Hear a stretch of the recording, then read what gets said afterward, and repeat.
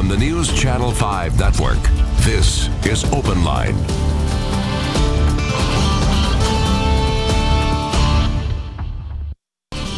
Hello everyone, welcome to OpenLine. I think we have a really interesting topic tonight. Basically, have you seen parents get a little too emotional or maybe get out of hand during a kid's sporting event? Unfortunately, this is something that's happening more and more, and it's actually having an impact on high school athletics. I'm very happy to have with us tonight the Executive Director of the Tennessee Secondary School Athletic Association, Bernard Childress. Thank you for coming on. Man, thank you for having me here. You just sent out an open letter with the headline, "Dear Mom and Dad, Cool It." Correct. So this went out not that long ago, about a month ago, right? Mm-hmm. That's correct. What brought this on? Well, I think it was twofold. Our number one issue right now is that we see when we talk about sportsmanship is fan control, and a lot of that's spearheaded by fans, by parents, and we just felt like parents needed to understand, and the reason we did it in an open letter is because a lot of times when you send something out and it's not addressed to an individual, they look at it and go, well, it doesn't apply to me. In this situation, we wanted to make sure that parents understood, yeah, we are talking to you because we are losing officials because of this, but to me, it's twofold, and it's even bigger than just losing officials. They need to understand what they're doing to their children. Kids participate in athletics to have fun, and I still say when they stop having fun, they're not going to participate. There's so many lessons and life lessons that they can learn from athletics, but if we keep seeing statistics that says 75% of them quit by the time they're 13, and when you ask them why they quit, they said, I'm not having fun anymore. So this is twofold for you. The players themselves, the kids, 75% quit by the time they're 13. Absolutely. And they say it's because they're no longer having fun. They're no longer having fun. And there's a shortage of officials, referees. Yeah. They don't want to get out there and be yelled at. That's exactly right, Ben. What we saw 3 years ago, well, actually it was longer than that, probably about 5 years ago, for a 3-year span, as we registered officials to call the contest that we needed them to call for our member schools throughout the state of Tennessee, we noticed a drop, and we lost right at 1,460 officials registered, and we had 5,900 registered, and that number dropped down to 4,400 or so in a 3-year span. When you start looking at what's going on here, why we're losing so many officials, and it was not the experienced officials that were leaving the game, it's the younger officials, are the ones that we were trying to recruit, who either you recruit them and they stay, or after 2 years, you look at even the information that was in the letter, alarming number when you say 80% of the young people who start officiating quit within a 2-year period. So we're not able to retain them, and you go, why? You're really doing great, you're learning the game, you're doing great as an official, why are you quitting? And they say, I'm not taking the harassment anymore. That's alarming. So they're not making tons of money here. They are not making tons of money, especially in high school. Now, if they're making on up to the college and the professional ranks, you know, I think they can make a pretty good living doing it. But when you're doing it at the middle school level and the high school level, you're asking young people, even experienced officials, to come out there and officiate a game for anywhere from $65 to $100, and sometimes 2 ball games for that amount of money after driving, you know, a long way. And in Tennessee, they do not get paid mileage to do that. So they look at us like, have you been to a game lately? Why should we, you know, be subjected to this for $65? Right. They're just not going to do it. So, all right, you're executive director with Tennessee Secondary School Athletic Association. This is the TSSAA. That's correct. You've been there a long time, right? I have. So when did this become a problem? I guess, you know, years ago, was it just was it a lot better, and it's just gotten much worse? And kind of track that for us? Okay, yeah, I am in my 25th year, and we actually had a campaign probably 7 or 8 years ago when we realized that our #1 problem was fan control. We think and we have several situations where if something were to happen, unsportsmanlike incident happened on the floor, if it was just left on the field or on the floor, we feel like our coaches are trained, our administrators do a fantastic job, our officials do a fantastic job of stopping it right there. What happens is, because the fans get involved, when they start spilling onto the field or the court, that creates a whole different situation for us and for our young people. Our #1 priority is to keep our young people safe. And you can't tell me when fans are spilling onto a field or onto a court, after an altercation has occurred that our officials and our administrators could have handled, now you have fans involved, the police become involved. That's an unsafe situation for our student athletes that we can't tolerate. So you sent something out 7 years ago. Absolutely. And so I guess that's my question as far as our culture. Last night we had a psychologist on, and we're talking about our culture. Right. This strikes me as an issue that kind of focuses on our culture.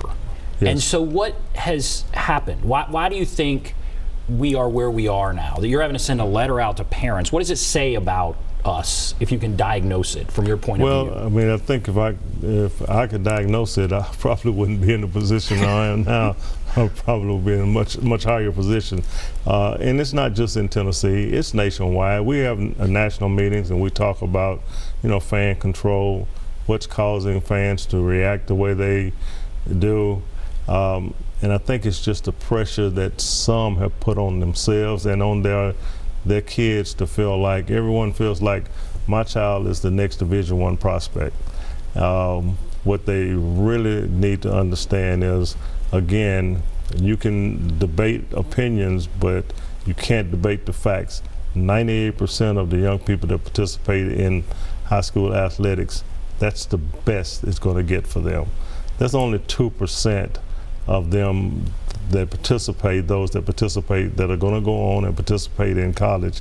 And I always say to parents, they may be able to be in that 2%, and you can work them as hard as you want to work them, but there's a little thing called talent that they have to have in order to get to that level. I've even seen situations where, and again, we want parents to understand, if you're at a game and you are really, really one of those outspoken parents, constantly screaming at the coaches, constantly screaming at officials, and it is a college coach there watching your child. I've seen and really talked to college coaches and said, we would love to have that young man or young lady as a part of our team, but we think we're going to go somewhere else because we're not putting up with that parent. Right. You can wind up hurting your child. Absolutely, you can wind up hurting your child that way, let alone the way of being a role model for young people. And I said, well, people say, well, we're not, and I said this to coaches all the time, they said, well, we're not, parents should be the role models for kids. All adults should be role models for kids. And I said to coaches, you're not, you need to understand, you don't choose to be a role model, you're chosen. Some young person is watching you. Now, whether you want to make it a positive or a negative, that's totally your call. You're going to make it one or the other. And we do need to shift things. I mean, I remember, I feel like when I was watching TV as a kid, it seemed like that's one of the things coaches would do, is they would work the refs, right? Wouldn't every call, they're over there kind of talking to them. Right. Now I feel like every call, when you're watching at the pro level, both coaches, no matter what, their arms go up, and I'm talking about the NBA now. And these kids and these parents are emulating some of that behavior. Oh, it's no doubt it filters down, but you got to keep it in perspective. In the professional ranks, they get paid to win, and they get paid to win by points on the scoreboard. We're about educational athletics. They're students first and they're athletes second. We offer programs, and our job is first of all to keep students safe in any activity that we offer. But we're about enhancing students' education and transforming their lives so they can be successful in life. and come back and be, be productive in our community. Again, you said, these are the young people that we're going to be dependent on one day to take care of us. So we've got to make sure that we are being the role models that we want them to be, and the people that we want them to be. And you can't tell me that a young person is having fun when they look up and they see their parent being escorted out of a gym with handcuffs on because, oh my goodness, an administrator said that individual is out of line. We need to get them out of here. They've got to be mortified. Oh, absolutely. And so you sent this letter out, like I said, a month ago, the date, about a month ago. What has happened since you sent it out? Aside from being invited on OpenLine, which I appreciate you coming on, but what else has happened? Surprisingly, and we really debated on the title, Mom and Dad Cool It.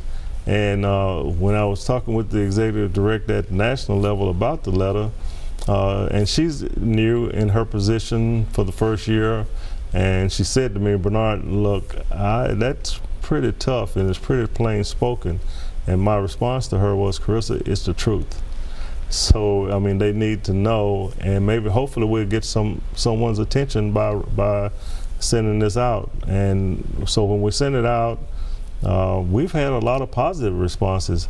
One good thing for us, I said we were down and still are down in the number of officials that we have registered. However, we've had since then well over 120 something applicants, and we've referred them to local associations and supervisors. So we have some people that have called the office, they've registered online, and they said we want to be a part of the solution, not the problem. Way to go. That's great to hear, and I'm glad they're doing that, because you were so short that you're having to postpone games and rearrange schedules and do all kinds of stuff. Again, that is that's something that, again, all fans, parents, and everyone need to realize when you don't have officials to call games, normally it filters down into our rural areas, into our JV and junior varsity games, where these are the young people that are training to hopefully, play varsity one day.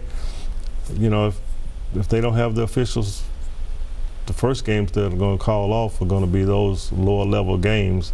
That may be the games that my child is actually playing in, and I'm the one that was acting crazy that cost them, some young person that said, I'm not doing this. Well, that sets the table for our discussion. We're going to take a break now, but I encourage you to call in. There's the number, 615-737-PLUS, 615-737-7587. Have you seen an example of this? What are your thoughts on all of this? What does this letter say about where we are? So there's the number. Give us a call. Take a break. Be back right after this.